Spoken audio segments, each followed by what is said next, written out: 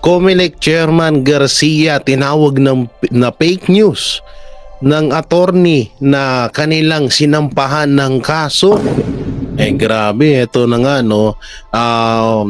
Ibinunyag po o ibinisto po ng isang attorney na kung saan ay na maaaring merong dayaan na mangyayari sa darating na botohan at sa darating pang ibang mga botohan dito sa COMELEC.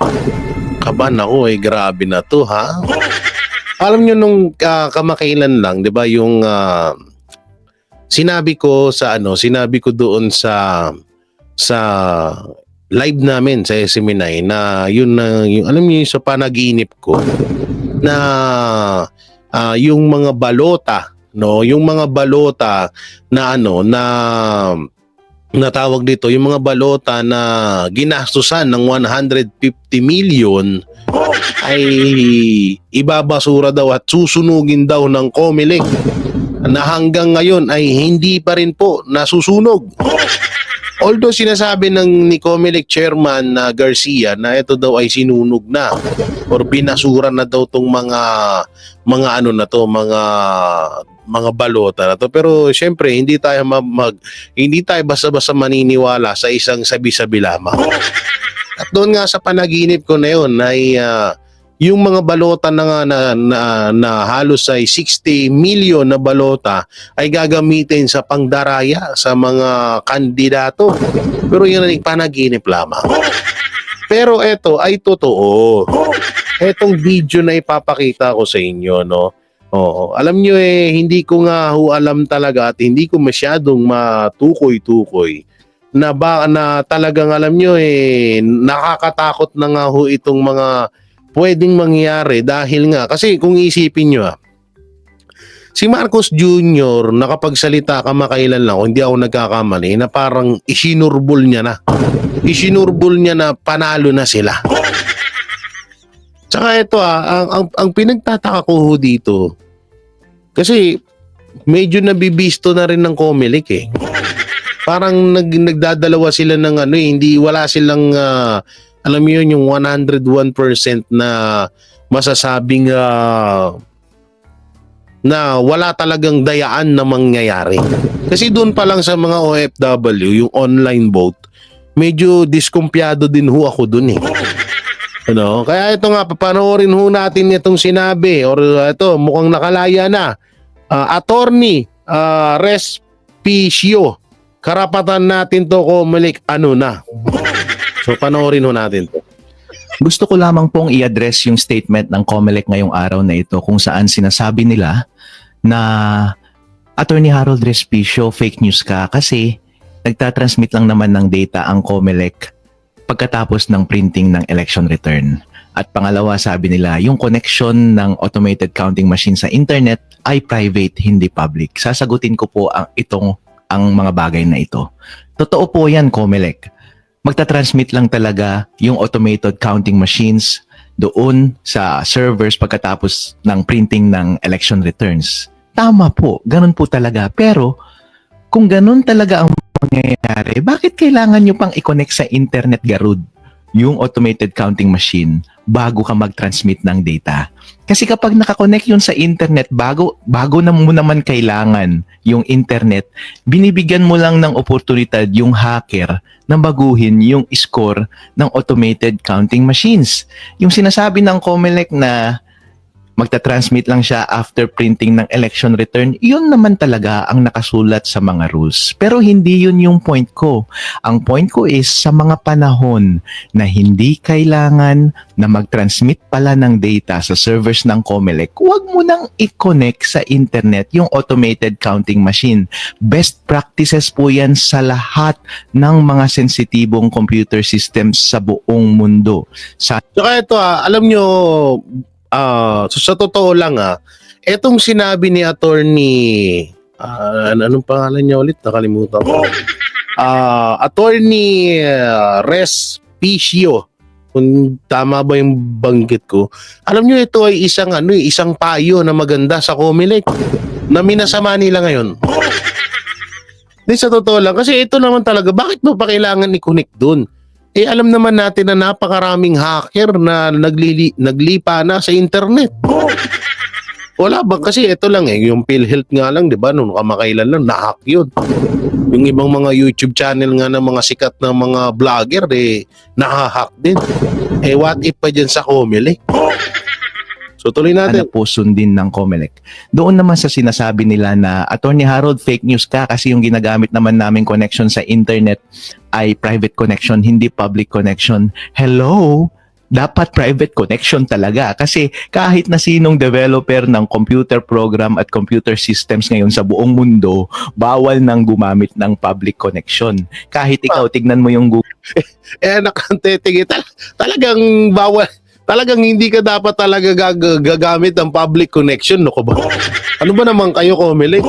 Google Chrome mo ngayon kapag nagbabrowse ka ng internet, naka-private connection yun kasi ang nakalagay doon is https:// try mong tanggalin yung S kasi kapag wala yung S magiging public yung connection.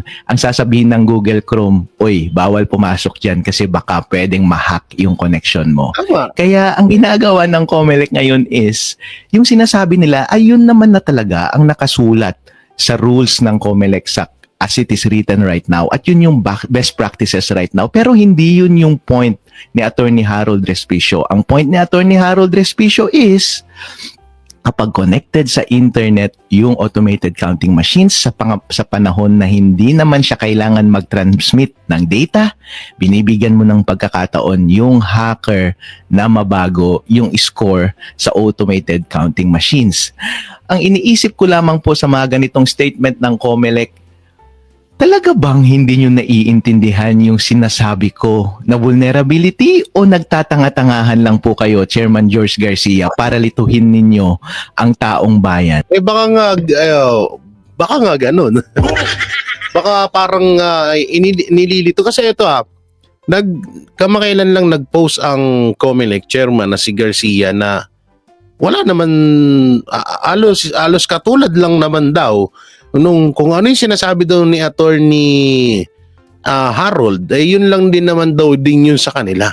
So ang tanong dito, bakit kinasuhan si etong attorney na to? Tsaka ba't ang bilis?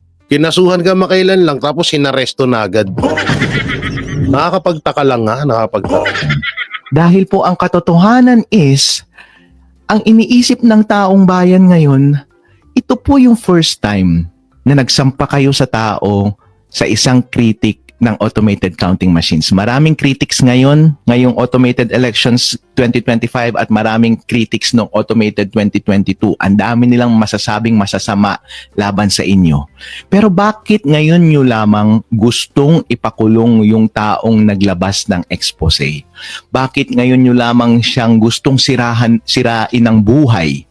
Bakit gusto? Baka ito lang baka lang naman.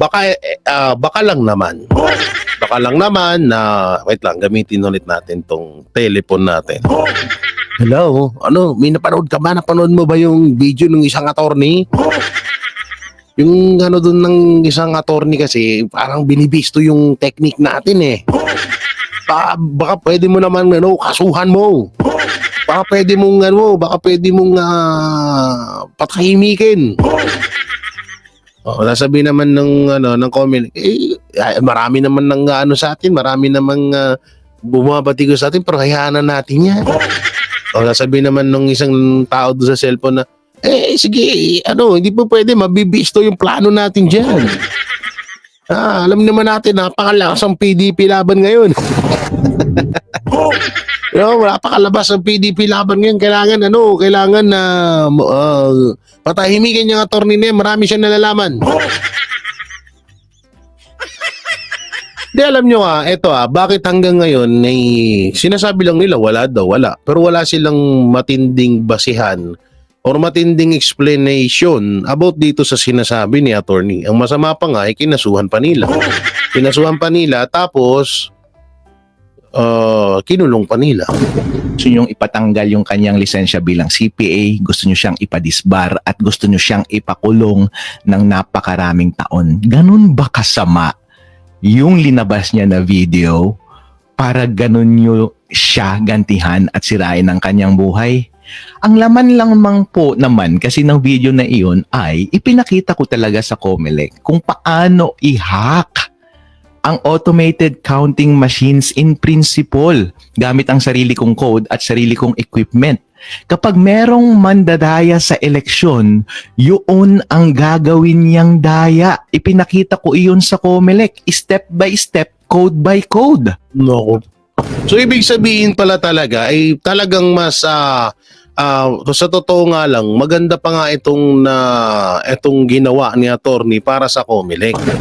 Ang nakikita ko nga ho dito is parang tinuturuan niya na Comelec dapat niyong malaman to na kapag ginawa to ng isa sa mga kung sino man dyan, maaaring ma-hack yung system niyo. So kaya nga lubos ho tayo nagtataka at nagtataka din tong si attorney na bakit parang parang nag-suggest lang naman ako Nagbigay lang naman ako ng suggestion para alam nyo din yung nalalaman ko. Tapos bigla nyo akong kakasuhan at aarestuin, ipapakulong nyo ko ng mahabang taon nang dahil lang sa suggestion na pwede nyo rin naman mapakinabangan. Yung mahirap sa atin Feeling natin kasi lahat, tingnan mo, Administrasyong Marcos, so kaya naghihirap ang Pilipinas. Kasi nga isipin nyo maigi, feeling nila napakagaling ng pamamalakad nila sa Pilipinas. Feeling nila sila, yung tipong alam mo yung rockstar na wala silang ginagawang anomalya or wala silang ginagawang kababalagan sa ating gobyerno. Yung nangangalim bato ko. Nantok na kasi ako yun yung mahirap dito sa Pilipinas na tingin ng mga katulad lang yan, yung Congress. Tingin ng Congress, hindi ko nilalahat tingin ng ibang mga congressman, mas karapat dapat silang paniwalaan kaysa sa COA. Tingin ng mga ibang congressman, mas kailangan silang paniwalaan kaysa sa Supreme Court. Yun yung inaano nila, yun yung tawag dito, yun yung pinapahiwatig nila palagi. Diba? So dito naman, nagbigay lang naman pala to ng suggestion nitong si attorney. Pero bakit ganun na lang kagalit? Ganun na lang katindi ang ginawa sa kanya? Actually, kapag ikaw yung, sabi nga ng Comelec, para daw akong nagpakita ng manual or ipinakita ko talaga yung step by step kahit ordinaryong tao matututunan niyang i-hack yung election code, yung automated counting machine kapag nakita niya yung video ko. Actually, tama yun, Comelec. Kasi nga, gusto kong ipakita sa inyo na kapag merong isang hacker, hindi niya kailangan yung video ko para gawin yung hack. Pinapakita ko sa inyo na posible yung hack anytime kahit na sinong may masamang gustong mag-hack sa automated counting machines. So, nakakatakot to. Nakakatakot talaga to. Kaya pala may ibang mga politiko dyan na parang sure na mananalo sila. Kaya pala may ibang mga politiko dyan na lalo na sa hanay ng kabila. Hindi sa hanay ng Duterte Kaya pala may mga kandidato na parang feeling nila talagang mananalo sila. Naku po, mahirap to. Pero dito ito nga, paulit-ulit natin sasabihin na itong ginawa ni Attorney Harold, nakalimutan ko na naman ang putang yan ang pangalan. Respicio, isa pala itong suggestion at parang gusto niyang turuan or gusto niyang malaman ng Comelec kung ano yung nalalaman niya mapatungkol sa pang-hack na baka nga naman hindi nga naman alam ng Comelec yun. So nagbigay suggestion. Tsaka ito pa pinakamalupit dito, ito pa lang si Attorney Harold, kung di ako nagkakamali sa kanyang pangalan, ilang beses na pala itong tumatawag sa Comelec na gusto niya nang explain yung yung natuklasan niya na pwedeng ma-hack pala ang system ng Comelec. Ang nangyari, etong si napasama pa. Siya na yung nag-suggest, siya na yung gusto niyang magbigay ng karagdagang impormasyon or dunong or suggestion sa mangyayaring eleksyon na walang mangyaring dayan, siya pa yung napasama. para isang pagsubok ito sa COMELEC actually kasi kapag malinis ang damdamin ng COMELEC tungkol sa eleksyon na to at honest talaga siya, ang gagawin niya is, uy, Attorney Harold, ipinakita mo talaga sa akin na pwede talaga palang mahack ang automated counting machines. Oo, At tama. thank you na rin dahil sa same na video na yan, nagbigay ka ng suggestion sa akin. O, di ba? Di, totoo naman eh. Talagang dapat ganun ang magiging approach dapat ng COMELEC. Kaso ang nangyari, kabaliktaran. Imbis na magpasalamat sa'yo, imbis na matuwa sa'yo, nagalit sa'yo. Nagalit pa dito kay Attorney Harold, kinasuhan, na masama pa nga nito, baka pati yung mga nag-reaction video, katulad ko, baka kasuhan din nila, paktay tayo diya.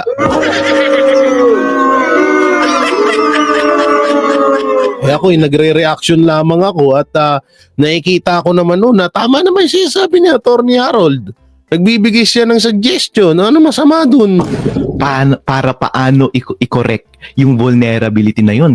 Thank you very much. Kaya taong bayan, tignan ninyo ha, nakikinig ako sa isang expert, meron pala vulnerability, best practice pala ito na wag i-connect sa internet kapag hindi kailangan. Sinusunod ko na po dahil ito po ang commitment ng COMELEC para sa isang eleksyon na mataas ang integridad. Yun po ang pagsubok sa inyo. Kapag ganun po ang ginawa ninyo, napakataas ang trust rating ng eleksyon na ito at napakataas ng score ng COMELEC sa puso ng taong bayan. Kaso nga lang, ang pagsubok na ito, COMELEC Chairman George Garcia, kapag hindi mo sinunod ang tama, booking na booking ka, guilty ka.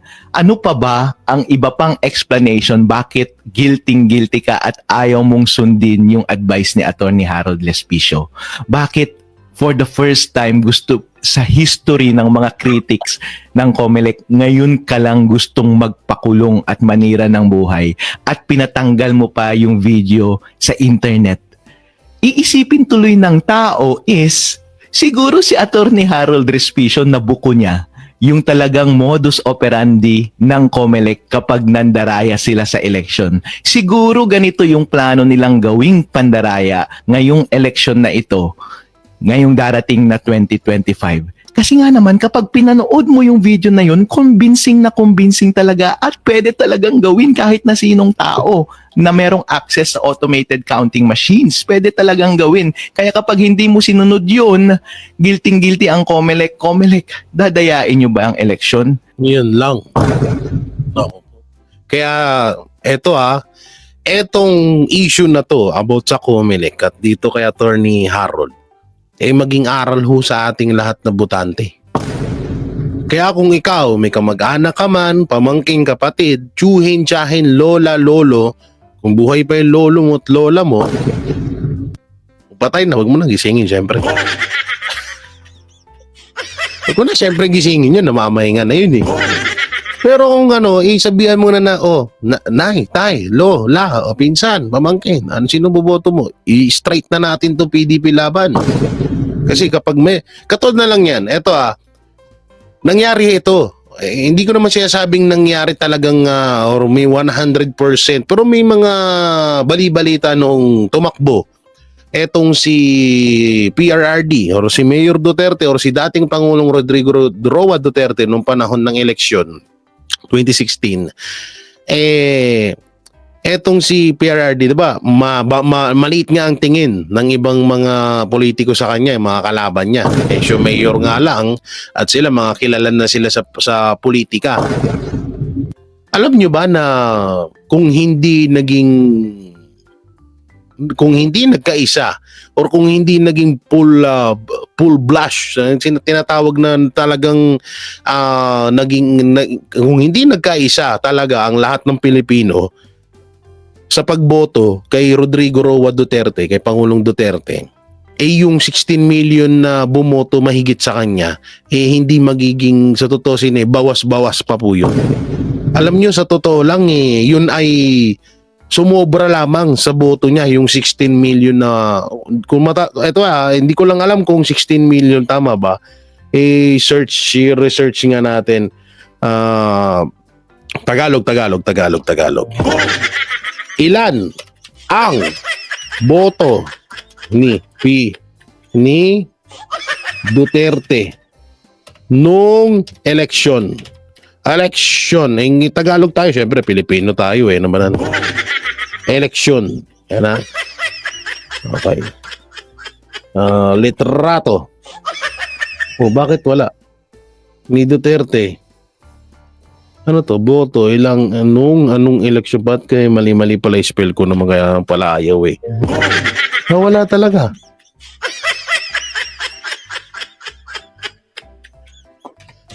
Bakit gano'n? Ayaw Rodrigo Duterte. Tingnan natin sana makita natin dito. Pagkakaalam ko kasi noon, 16 million ang bumoto kay PRRD nung mga panahon na yun. No? Ilan ang boto ni 2016? Kaya pala mali-mali nga yung election. Election 2016. Yan. Tingnan natin kung ilan. Ilan ba? Ba't walang lumalabas, no? Walang lumalabas, guys. Ito, binura na? Binura na ba? Ang pagkakaalam ba sa'yo? Ito pala, meron nata. 30 million. Hindi, presidential race result to Oo, hindi pa to kay Marcos pa to hype. Hindi ko kailangan yung Marcos. Wala. Hindi na natin makita. Sige. Sabihin na natin, sige, ganon. Yun nga, 16 million vote. Sabihin natin, 20 million vote. Kay PRRD nun. Hindi nyo ba alam na yun ay sobra lamang?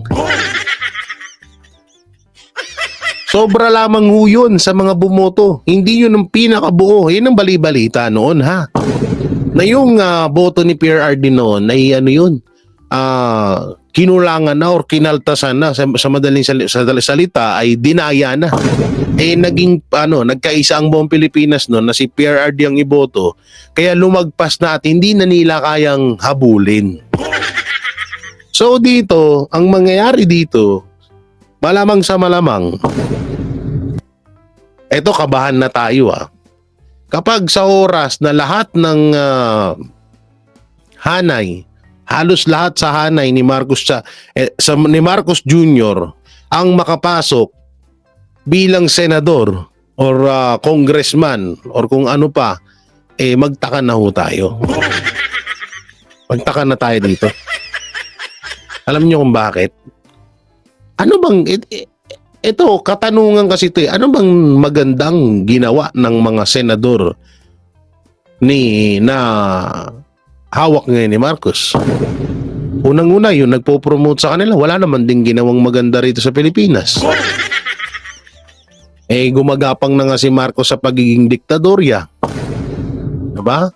So doon magtataka ka Okay sana kung yung lineup ni Marcos maganda ang mga ginawa. Katulad niya nila Lito Lapid, nila Manny Pacquiao, nila Camille Villar. Sino pa? Sino pang mga yung kay Camille excuse me. Yung kay Camille Villar nga magtataka ka doon Alam niyo kung bakit? Sasabihin niya, bagong muka, bagong bakit? Yung tatay mo, nanay mo, kapatid mo, wala naman din nagawa sa Pilipinas. Tapos ikaw, mas masigitan mo tatay, nanay mo, kuya mo sa pagiging senador. Diba? Hindi, okay sana kung may naganda ka. Ito na lang, Pastor Apollo Sigibuloy, ang ganda ng ginagawa sa Davao. Ang ganda ng ginagawa sa buong Pilipinas. Paalala po ang pagtulong ni Pastor ay hindi lamang po sa KOJC, kung hindi doon po lamang sa buong Pilipinas po, hindi lamang sa KOJC compound at hindi lang din sa Davao. Hindi lang kasi talaga, ito yung hirap kay Pastor at sa kay Pastor Apollo Sigibuloy. Ang hirap kay Pastor Apollo Sigibuloy, masyado siyang naging sikreto. Masyado siyang mapasikreto sa kanyang itinutulong sa taong bayan na halos hindi natin talaga masyadong nakita at hindi masyado nailatag or naipalabas lalo na sa mainstream media at sa social media. Ayun yung hirap doon sa nangyayari kay Pastor. Maraming sasabi na doon lang sa KOJC sa Davao lang may ginawa dyan. Unang-una, doon pa lang sa Davao panalang-panalo na si Pastor doon. Dahil kung nagawa niya nga sa Davao, maaari niyang gawin sa Pilipinas, di ba? Ganun lang yun, katulad lang ng mga Duterte. Anong ganda ng Davao? O ngayon, nagbabaklasan na ulit ng mga wire dun. Oo, pinapaganda lalo ng mga Duterte yung Davao. So, dapat ganun no? Doon, maano natin talaga na, kaya nanalo yan kasi ang galing. Kaya nanalo yan kasi maganda, masipag kasi yan at talagang may puso at malasakit para sa bayan niya. Ganun. Kaso, wala Si Benor Abalos, paano mananalo si Benor Abalos at paano mo maiwa 100% na itong si Benor Abalos ay may malasakit at puso sa taong bayan? Kung mismong relihiyon nga, ang isang nananahimik na relihiyon ay binastos nila. Okay na sana sige, sabihin na natin. Galit kayo kay Pastor. Si Pastor ang pinuntirya nyo talaga. Kaso hindi. Binaboy nyo yung simbahan nila. Tinakot nyo, binigyan nyo ng napakalaking trauma yung mga member nila. Doon pa lang isa sa pinakamalaking krimen na nangyari dito sa kasaysayan ng Pilipinas yung ginawa nyo sa KOJC. So doon, yan, katulad niyang kay Benor, malamang, magtataka tayo, ba't nanalo yan kung yung mga relihiyon nga, hindi niya narespeto Binastos niya nga yun, tapos nanalo siya. So siyempre, kataka-taka naman talaga yun. Ngayon yun nga ito, napakaganda ho nito, buti lang talaga ay merong isang katulad nito ni attorney na nag-explain, na nagbibigay ng suggestion sa COMELEC. Ito, COMELEC, hindi ho namin kayo, hindi ko ho kayo binabanatan. Ang akin lang, nagtataka po ako dahil magandang suggestion naman ho itong binibigay ni Attorney Harold. Ano ulit apelido mo? Attorney Harold Respicio, Repicio pala, Repicio. Respicio. Tama ba? Putang inang hirap. Respicio. Yan Respicio, Attorney Harold Respicio. Napakagandang suggestion. Ba't hindi niyo siya akala nga, kahit naman din ho kami, katulad ko, nanonood ako dito sa bidyong to, okay naman, wala naman nung masama doon sa sinabi niya. Dapat nyo nga po patalaga nga siyang pasalamatan 'di ba? Oo. Kaso ang nangyari, ba't dinimanda at inaresto nyo pa? Kasi nga naman, ang taong bayan nagtatanong. Tanong ko po ang taong bayan, kung meron bang mangdaraya sa eleksyon ngayon, manggagaling ba sa loob ng gobyerno o sa labas ng gobyerno? Kapag manggagaling sa loob ng gobyerno ang mandaraya, yung COMELEC kaya ang mandaraya o yung administrasyon ngayon ang mandaraya? Alright? Loko po. Tanong din natin, kung sila yung mandaraya, meron ba silang access sa automated counting machines? Kahit sabihin na natin na pina-independent audit nila yung automated counting machines sa galing na international IT auditors, pagkatalikod ba ng mga auditor na yon, meron pa rin silang access sa automated counting machines since sila rin yung nagbabantay ng automated counting machines, hindi po ba? At kapag ikaw ay masamang gobyerno at gusto mo talagang mandaya, gusto mo at ibinigay sa iyo yung napakalaking tukso na kontrolin ang demokrasya ng isang bansa, tama ba na mag-presume na or magbigay ng assumption na baka nga gusto mong baguhin or dayain or makakuha ng advantage ngayong eleksyon na ito? Napakalaki pong tukso, po? Kaya kung iisipin natin, ang basic principle ng lahat ng gadget, di ba kapag may cellphone ka or laptop ka, dalhin mo sa Green Hills, kaya nilang baguhin ang source code niyan kahit merong password. Kasi basic principle yon sa internet security na kahit na anong computer gadget, kasama na ang automated counting machine, basta meron kang access sa machine, pwede mong baguhin ang source code kahit nakatalikod na or kahit tapos na ang audit. So, since ang gobyerno ang gumagwardya ng automated counting machines at sila yung pwede mong paghinalaan na gagawa ng kalokohan ngayong darating na eleksyon, meron ba silang kakayahan na baguhin yung source code ng automated counting machines na wala tayong kaklu-clue? Alright. Kaya maganda po na on the day of election, i-assume natin na nakurap yung source code ng automated counting machines. Wala kasi tayong magagawa dun eh. Kahit anong kembot natin, hindi natin mababantayan yung automated counting machines 24/7 at kada segundo. Kaya ang dapat na lang natin gawin is kapag corrupted man yung source code ng automated counting machines at meron siyang highway na create or daanan para sa isang hacker o masamang tao na baguhin or makipag-usap or magbigay ng instruction doon sa makinang iyon, wag tayong pumayag na ma-access yung highway na iyon. At ang tanging paraan lang para magawa yan ay wag mong i-connect sa internet yung automated counting machines. Kasi kahit Ito, i-explain ko sa inyo ng generic explainers. Generic explainers. Ang pinapunto kasi dito ni attorney, nasa internet talaga ang pinaka-hacker. So, totoo naman talaga yun. Nandun naman talaga yan.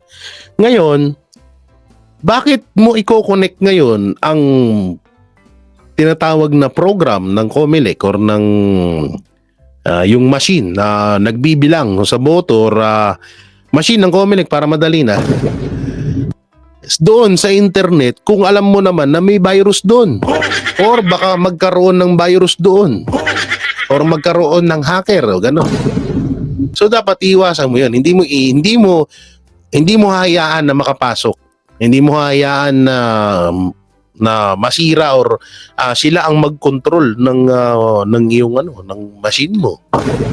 'Di ba? Yun yung pinupunto rito ni attorney. Na sana naman totoo nga rin din yun na hindi mo mababantayan ng 24/7 ang machine ng COMELEC. Siyempre. At yun pa nga, ang pinakaano dito, sa tutusin, ang daming purpose na pwedeng ma-hack ang machine ng COMELEC. Una-una, dun pa lang sa mga IT, na mga tinanggal, umalis, paano na lang? Paano yun kung yun pala? Halimbawa lamang, may 10 IT galing sa COMELEC. Umalis sila. Tapos, etong isang kandidato, hinire yun. Halimbawa lamang po, hinire yung 10 kandidato na yon. Nung hinire ng 10 kandidato na yun, yung mga umalis na IT na galing COMELEC, na alam ko ano yung pasikot-sikot doon sa kalakaran doon sa loob ng COMELEC, sa mga machine, inupahan niya lamang ng tig 10 million ba? Malaking bagay na yan. Hindi mo makukuha. Sige, sabihin natin. Kasi mahirap din yung gawain na. Sabihin natin, tigwa 100 million pesos. Kung laki-laki ng nakukuha nilang pondo ngayon. Halimbawa lamang po ito, halimbawa lang. Wala po itong kasiguraduhan, no? Ngayon, uupahan ng isang kandidato yun para imanipula yung mga boto na nagmumula sa COMELEC na nakakonect sa internet. Paano na? Di nga na. Diba?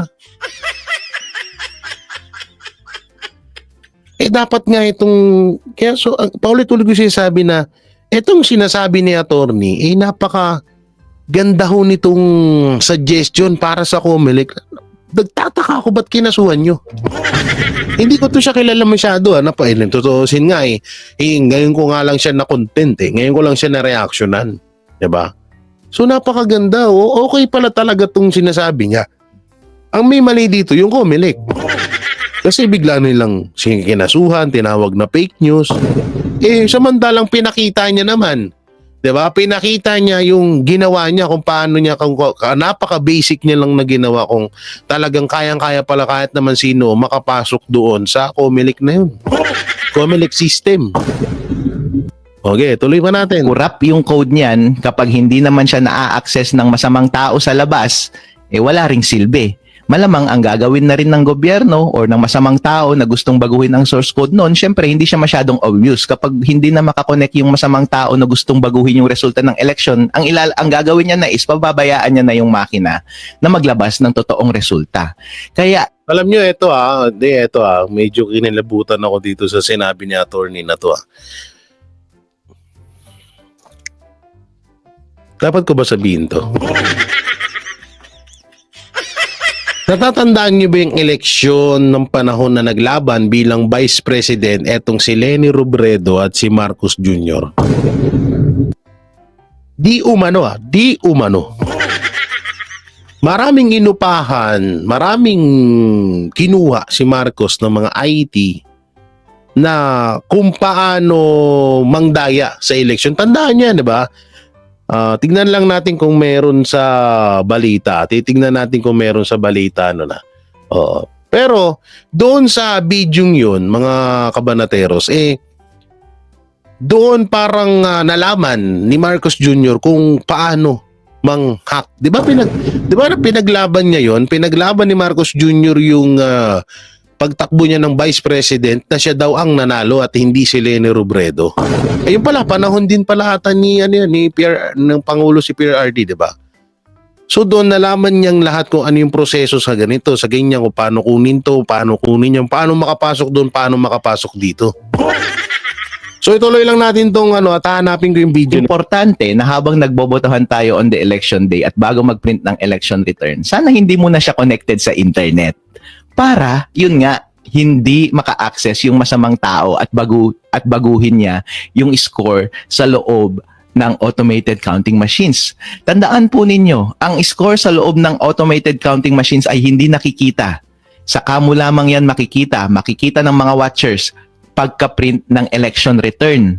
Kaya, importante na bago mag-print ng election return, walang access sa internet yung automated counting machines kasi yun lamang yung first time na makikita natin yung final score pagka-print ng election return at magugulat ka na lang na yun ang resulta.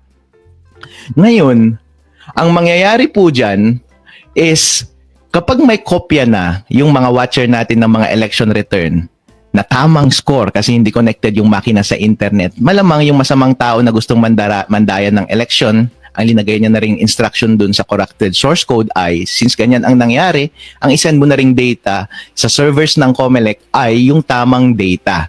Kasi nga naman kapag iba yung hawak ng mga watcher na resulta ng eleksyon at yung mga lumalabas sa COMELEC servers, obvious na pandaraya yun at magkakaroon talaga ng revolusyon sa Pilipinas. Ang gusto pong iwasan ni Attorney Harold Respicio ay isang pandaraya na walang may alam. Kahit yung mga election board natin, mga teachers natin, hindi nila alam na merong nangyayaring daya. Kahit nga karamihan ng tao sa gobyerno, walang may alam na may nangyayaring daya. Kasi para siyang sleeper agent, kumbaga para siyang spy na natutulog. At Ito, panoorin natin saglit. Sana hindi tayo chupulangkot baby kumon dito. Ito. Sana ito yun Sa wakas, nakakakilabot ng mga ebidensya na pandaraya ni Leni Robredo, siniwalat ni Bongbong Marcos. Ito, panoorin nun natin. Ayan. Uy, ba't walang... Kung inuna niya yun, Mindanao, garantisado makakapagpakita siya ng daya. Bakit ako sigurado? Kasi nag-protesta ako rito sa COMELEC doon sa 3 probinsyang yun, doon sa regional against Hataman. Napakita namin lahat yung daya rin sa 3 probinsyang yun. Yun ang ina-adapt ni Marcos, yung findings ng COMELEC. Sinabi ng COMELEC, hindi yung voter ang bumoto dito, iba. Napakita namin lahat yun, kaya ina-adapt ni Marcos yun.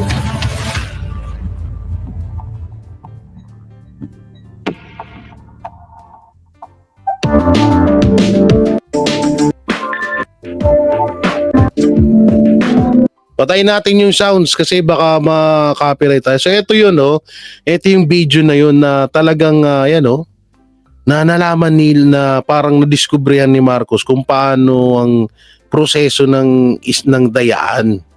No? So yan. Yan, lagyan natin yung sounds. Baka wala nang sound. Wala pa naman yan yung nangyari. Pero dito kasi hindi natin din masyadong malaman na. Wala pang baka maano tayo. Ito, pakinggan natin. Walang sound. Ang COMELEC sa turi ang pirma ng bawat isang botante. Kaya nagtabi zero meron pa naman zero. Nagsagawa ng technical examination ang COMELEC sa tulong ng National Bureau of Investigation upang malaman kung lehitimo ang mga botanteng nakilahok sa halalan ng ARMM. sinuri ang pirma ng bawat isang botante. Ang Voters Registration Receipt o VRR o ang pinipirmahan ng botante sa araw ng pagrerehistro ay kailangan magtugma sa EDCVL o Election Day Computerized Voters List o ang kanilang pinipirmahan sa araw ng eleksyon.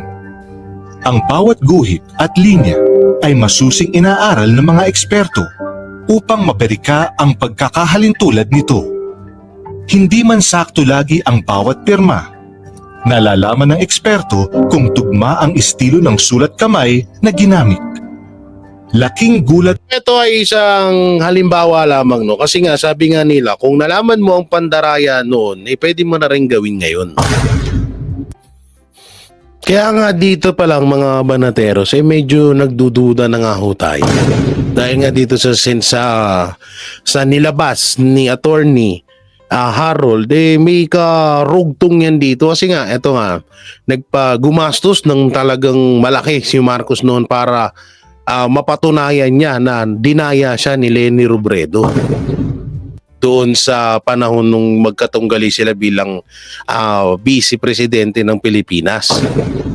So doon po lang, kung ikaw ay kung nalaman mo na ikaw ay dinaya, edi marunong ka rin at alam mo rin kung paano mandaya.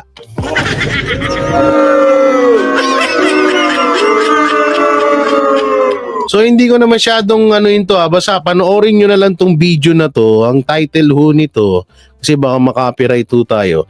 Ang title ho nito ay Sa Wakas, Nakakakilabot na Mga Ebidensya ng Pandaraya ni Leni Robredo Siniwalat ni Bongbong Marcos. So mabalik na tayo doon kay attorney. O nga pala, mabalik na tayo doon sa sinabi ni attorney. So to go. Hihintay lamang ng instruction kung gusto mong bang dayain o hindi. Kasi merong choice kung gusto ko bang dayain tong makina na ito o hindi.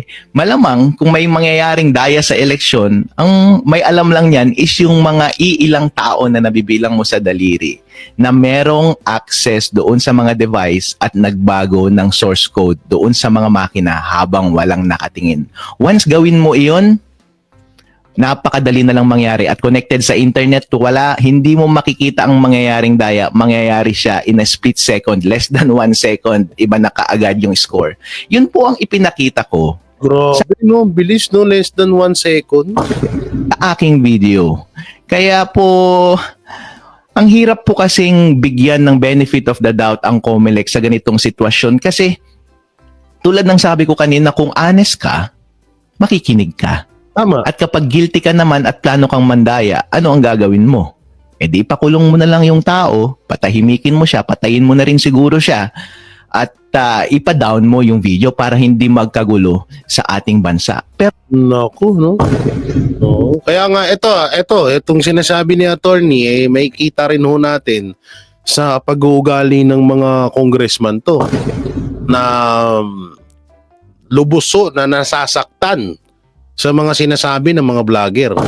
Gaya ng sinabi ni attorney, kung hindi naman totoo, hayaan mo lang. Kung totoo, ba't guilty ka?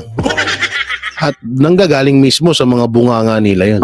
Ang masama dyan, papatahimigin ka, i-delete yung video na nadiskubre mo or na bulgar mo mapatungkol sa kanila at yung pinakalas, ipapatay ka. Alam nyo, kaming mga vlogger, ayan na rin yung nasa isip namin. Maaari anytime kung sino man yung pinaka, kasi alam naman namin na galit. Maraming galit sa mga DDS vlogger ngayon kasi nabibisto yung baho ng ibang mga politiko dahil nga sa amin. Pero yun, hanggang ngayon nananalangin pa rin kami na huwag kaming pababayaan. Pero yung usapang ipapapatay kami, hindi ho malabong mangyari yun. No, hindi malabong mangyari yun dahil una-una, sino lang. Kung yung pagtitindangan ng shabu, tsinatsaga nila Yung pagpatay pa kaya ng tao na bigyan ka lang ng 100K, 500K, 50K, baka nga 20K nga lang pwede nang ipapatay ka. Hindi ko sinasabing papapatay kami ng Congress. So, sinasabi ko ito is pangkalahatan, mga galit sa amin. Diba? Pwede rin mga viewers na galit sa amin. Diba? Ayun yung pinakamahirap dito Pag marami ka ding, eto ay, samantalang yung sinasabi namin is dahil katotohanan lamang. Kung hindi naman namin nakikita sa kanila yun, hindi rin namin sasabihin. Pero taong bayan, papayag ba tayo na nakaawin sa atin ng ating demokrasya? Lahat tayo naniniwala na ang boto natin ay may bilang. Ang resulta pala ng ating eleksyon ay hawak lamang ng iilang tao sa gobyerno na may access or merong kakayahan na magbago ng rules mula sa COMELEC. Kaya po, taong bayan, ito po ang mensahe ko sa inyo. Sana po manindigan tayo na i-push ang COMELEC na baguhin ang kanilang rules. Ito lamang po ang gusto kong mangyari, COMELEC. Wala nang iba. Napaka-inosente. Walang mawawala sa taong bayan, walang mawawala sa democratic process natin, wala ring mawawala sa COMELEC. Hindi rin madedelay ang ating pag-transmit ng election. Sabi nila last time nga daw within 1 hour transmitted na dapat yung resulta ng election. Sabi ko nga dapat within 1 minute transmitted na dapat kasi cut off ang 7 PM. Pag pindot mo ng election return, ilang seconds lang yung printing nun, i-connect mo kaagad yung makina sa internet. Pag-click mo, magsisend dapat kaagad yun sa COMELEC. Napakaliit lamang ng data na iyon. Split second lang na ipadala na kaagad sa server ng COMELEC yun. Gamit pa natin Starlink, di ba? Napakaganda po yun kasi ang delay lang na mangyayari is yung moment na isasaksak mo yung LAN cable doon sa automated counting machine. It would only take you 1 or 2 seconds para gawin yun. Kung meron mang delay na mangyayari dahil sa suggestion ko, yun lamang ay 1 or 2 seconds dahil Sabi mo, grabe naman yun. Delay na pala talaga sa kanila yun. tayo ka at ikakabit mo yung LAN cable doon sa automated counting machines. Kaya ito po ang sinasabi ko, COMELEC, napakasimple lang ng solusyon. Ang current po kasi na manual ninyo paano mag-operate ng automated counting machine ngayon ay yung Annex B ng COMELEC Resolution 11098. At ang nakalagay po doon ay before the day ng elections, merong dry run na mangyayari at tetestingin mo, ito troubleshoot mo kung connected ba sa internet yung makina at merong data na pwedeng connected siya sa internet. At kapag connected siya sa internet at okay na rin yung mga ibang troubleshooting process mo, okay. Ito yun, sa lahat po ng sinabi niya ni attorney, ito po yung kasagutan ng COMELEC. Panoorin natin.